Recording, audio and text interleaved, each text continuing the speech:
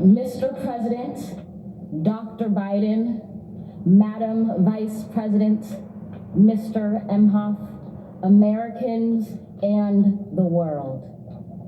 When day comes, we ask ourselves, where can we find light in this never-ending shade? The loss we carry, a sea we must wade. We've braved the belly of the beast. We've learned that quiet isn't always peace, and the norms and notions of what just is isn't always just is.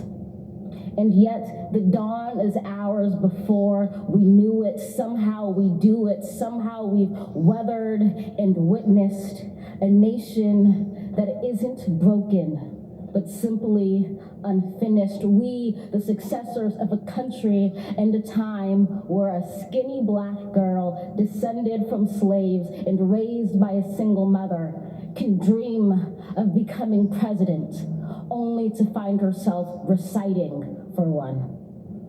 And yes, we are far from polished, far from pristine, but that doesn't mean we are striving to form a union that is perfect. We are striving to forge our union with purpose, to compose a country committed to all cultures, colors, characters, and conditions of man. And so we lift our gaze not to what stands between us, but what stands before us. We close the divide because we know to put our future first, we must first put our differences aside. We lay down our arms so we can reach out our arms to one another. We seek harm to none and harmony for all. Let the globe, if nothing else, say this is true.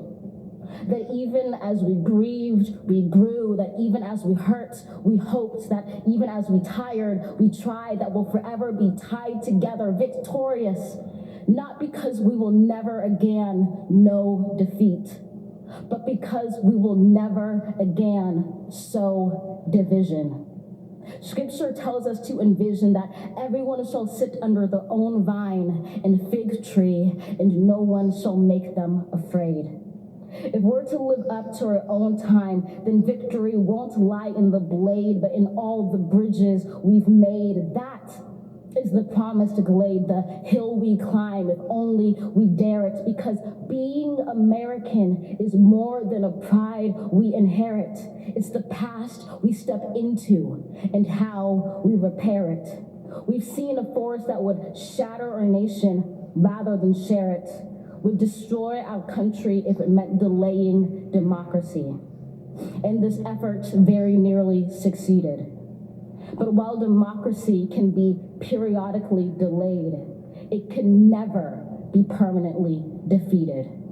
In this truth, in this faith we trust, for while we have our eyes on the future, history has its eyes on us. This is the era of just redemption. We feared it in its inception. We did not feel prepared to be the heirs of such a terrifying hour, but within it we found the power to author a new chapter, to offer hope and laughter to ourselves. So, while once we asked, how could we possibly prevail over catastrophe?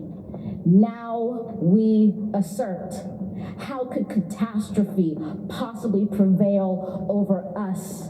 We will not march back to what was, but move to what shall be, a country that is bruised but whole, benevolent but bold, fierce and free. We will not be turned around or interrupted by intimidation, because we know our inaction and inertia will be the inheritance of the next generation. Our blunders become their burdens. But one thing is certain: if we merge mercy with might and might with right, then love becomes our legacy and change our children's birthright.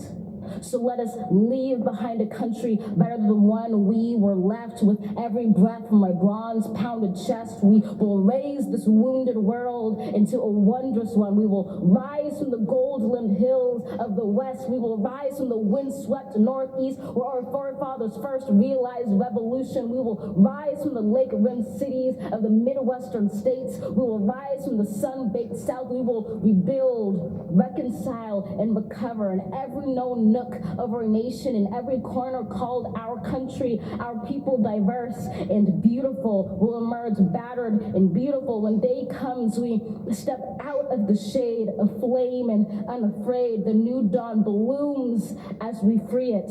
For there is always light if only we're brave enough to see it, if only we're brave enough to be it. All right. Wow.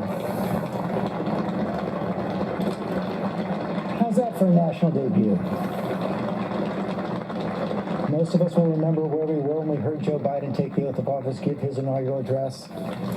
We will all remember when we heard Amanda Gorman speak to the world as America's first National Youth Poet Laureate. Amanda Gorman. Now for our